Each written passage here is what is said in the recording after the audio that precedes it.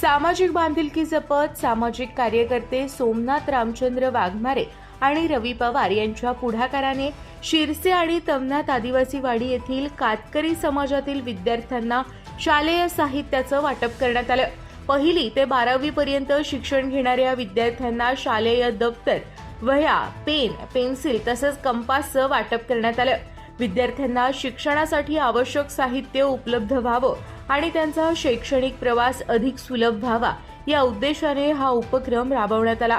दरम्यान सामाजिक कार्यकर्ते सोमनाथ वाघमारे हे कातकरी समाजासाठी सातत्याने विविध सामाजिक आणि शैक्षणिक उपक्रम राबवत असतात। याच सामाजिक बांधिलकीतून विद्यार्थ्यांना शैक्षणिक साहित्याचं वाटप करण्यात आलं।